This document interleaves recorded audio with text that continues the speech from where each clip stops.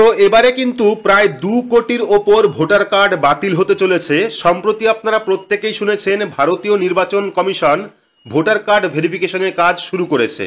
আর এই ভেরিফিকেশনেই 2 কোটির ওপর ভোটার কার্ড বাতিল হতে পারে এমনটাই বলা হচ্ছে।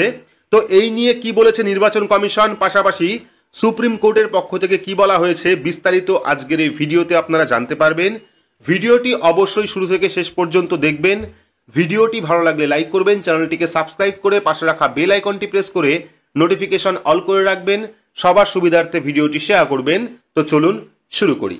তো এখানে আপনারা আনন্দবাজার পত্রিকার একটি আর্টিকেল দেখতে পাচ্ছেন, যেখানে বলা হয়েছে 2 কোটি ভোটার বাদ দিয়ে নিরপেক্ষ ভোট কিভাবে, যেটা বলেছে কংগ্রেস। তো আপডেটে কি বলা হয়েছে, বিহারে ভোটার তালিকায় পরিমার্জনের ফলে প্রায় 2 কোটি ভোটারের নাম বাদ যেতে পারে বলে আশঙ্কা রয়েছে বিরোধীদের। ওই সংখ্যক ভোটারের যদি ভোট দেওয়ার অধিকার চলে যায়, তাহলে অবাধ ও নিরপেক্ষ ভোট কিভাবে হবে তা নিয়ে প্রশ্ন তুলেছেন কংগ্রেস নেতা অভিষেক মনু সিংভি। তার দাবি, ভোটার তালিকায় বিশেষ পরিমার্জনের যে কাজ চলছে তা অবিলম্বে বন্ধ করা হোক। আবার অন্যদিকে নির্বাচন কমিশন জানিয়েছে, এর মধ্যে বিহারের প্রায় 80% ভোটার এনুমিনেশন ফর্ম জমা দিয়েছে, অর্থাৎ স্বঘোষণা যে ফর্ম, সেই ফর্ম জমা দিয়েছে 80% ভোটার। যোগ্য অযোগ্যদের চিহ্নিত করে ভোটার তালিকা সংশোধন করতে সব ভোটারদের এই ফর্ম জমা দেওয়া বাধ্যতামূলক। অর্থাৎ বিহারে বর্তমানে যত ভোটার রয়েছে প্রত্যেককে কিন্তু এই ফর্ম জমা দিতে হবে, এটা বাধ্যতামূলক। বিহারে ভোটার তালিকা সংশোধনের বিরুদ্ধে সুপ্রিম কোর্টের দ্বারস্থ হয়েছিল 10টি বিরোধী রাজনৈতিক দল এবং একাধিক সংগঠন। আর ওই মামলায় গতকাল সুপ্রিম কোর্ট ভোটারদের সচিত্র পরিচয়পত্র, আধার কার্ড, রেশন কার্ড বিবেচনা করতে বলেছে নির্বাচন কমিশনকে, যাতে কোনো যোগ্য ব্যক্তি তালিকা থেকে বাদ না পড়েন। সুপ্রিম কোর্টের সেই বক্তব্যের সূত্র ধরেই আবেদনকারীদের আইনজীবী অভিষেক মনু সিংভি দাবি করেন, আগামী দিনে বিহারে ভোটার তালিকা সংশোধনের ক্ষেত্রে আধার কার্ড, ভোটার কার্ড, রেশন কার্ডকে গ্রহণ করতে বাধ্য হবে কমিশন। তার কথায়, সুপ্রিম কোর্টের নির্দেশের পরেই কোনো পরিস্থিতিতেই আধার, ভোটার ও রেশন কার্ডকে প্রত্যাখ্যান করা যাবে না। সুপ্রিম কোর্ট গতকাল ভোটার তালিকা সংশোধনের কাজে কোনো স্থগিতাদেশ দিতে চায়নি, যা আসলে বিরোধীদের পরাজয় বলে দাবি করে কমিশনের পাশে দাঁড়ান বিজেপি নেতৃত্ব। আজ এ প্রসঙ্গে সিংভি বলেন, স্থগিতাদেশ দেওয়া হয়নি বলে যে প্রচার করা হচ্ছে তা ঠিক নয়। শুনানি সবে শুরু হয়েছে, পরবর্তী শুনানি হবে 28 জুলাই। অর্থাৎ সুপ্রিম কোর্টে পরবর্তী শুনানি রয়েছে 28 জুলাই।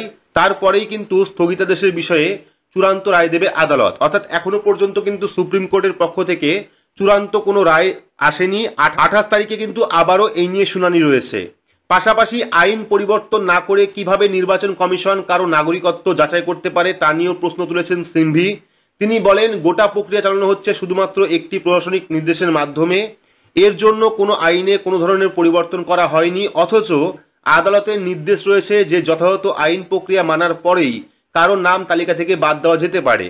কিন্তু বিহারে নির্বাচন কমিশন যে ধরনের সুরক্ষা কবচ এড়িয়ে গিয়ে কাজ করছে তা অন্যায়। বিহারের ভোটার তালিকায় 7.90 কোটি ভোটার রয়েছে। কমিশনের মতে, যে 4.96 কোটি ব্যক্তির নাম 2003 সালের ভোটার তালিকায় ছিল, তাদের কোনো ধরনের প্রমাণপত্র জমা দেওয়ার প্রয়োজন নেই। তো দেখতে পাচ্ছেন, 2003 সালের ভোটার লিস্টে যাদের নাম ছিল তাদের কোনো ধরনের প্রমাণ জমা দেওয়ার দরকার নেই, অর্থাৎ ডকুমেন্ট জমা দেওয়ার প্রয়োজন নেই। বিরোধীদের মধ্যে এই সংশোধনের ফলে প্রায় 2 কোটি ভোটারের নাম বাদ পড়তে চলেছে। আজ অভিষেক প্রশ্ন তোলেন, যদি 2 কোটি ভোটার তালিকা থেকে বাদ পড়েন, সেক্ষেত্রে সেই নির্বাচন নিরপেক্ষভাবে হয়েছে বলে কিভাবে দাবি করতে পারে কমিশন। বিরোধী নেতা কপিল সিব্বলের আবার অভিযোগ, বিজেপি ও নির্বাচন কমিশনের মধ্যে চুক্তি হয়েছে, বিজেপির লক্ষ্য হলো সব রাজ্যে নির্বাচনে জয়। সেই কারণে মহারাষ্ট্রে ভোটার বাড়ানো হয়েছিল আর বিহারে ভোটার কমানো হচ্ছে। নির্বাচন কমিশনের এই সংশোধনের মাধ্যমে ঘুরিয়ে জাতীয় নাগরিক পঞ্জি চালু করার চেষ্টা করছে বিজেপি। অন্যদিকে বিজেপির বক্তব্য, এদেশে ভোট দেওয়ার অধিকার কেবল ভারতীয়দেরই আছে। সকলেই জানে, খোলা সীমান্ত থাকার সুবাদে নেপাল ও বাংলাদেশ থেকে বহু মানুষ গত কয়েক বছর ধরে ভারতে ঢুকে বিহারের বিভিন্ন জেলায় বসবাস করছে। সেই সব অবৈধ ভোটারদের চিহ্নিত করতেই ভোটার তালিকা সংশোধনে হাত দিয়েছে কমিশন। যারা ভারতীয়, যারা যোগ্য, তাদের বাদ দেওয়ার কোনো প্রশ্নই নেই। অর্থাৎ বুঝতে পারলেন, ভোটার কার্ড নিয়ে কিন্তু আবারও 28 জুলাই সুপ্রিম কোর্টে শুনানি রয়েছে। তারপরেই কিন্তু পুরোপুরি স্পষ্ট হওয়া যাবে যে ভোটার কার্ড ভেরিফিকেশনের জন্য কোন কোন ডকুমেন্টের প্রয়োজন পড়বে বা নাগরিকত্বের পরিচয়ের জন্য কোন কোন ডকুমেন্টের প্রয়োজন পড়বে। তো পরবর্তী সময় যখন অফিসিয়ালি কোনো অ্যানাউন্সমেন্ট হবে বা সুপ্রিম কোর্ট থেকে যখন নির্দেশ আসবে বা ইলেকশন কমিশন অফ ইন্ডিয়ার পক্ষ থেকে যখনই কোনো নির্দেশ আসবে বা নোটিফিকেশন হবে, তা কিন্তু অবশ্যই আপনারা চ্যানেলের মাধ্যমে জানতে পারবেন। তাই চ্যানেলটিকে সাবস্ক্রাইব করে রাখবেন এবং পাশে রাখা বেল আইকনটি প্রেস করে নোটিফিকেশন অল করে রাখবেন এইরকম গুরুত্বপূর্ণ আপডেট সবার আগে পেতে। তো আজকের মতো এইটুকুই, ধন্যবাদ।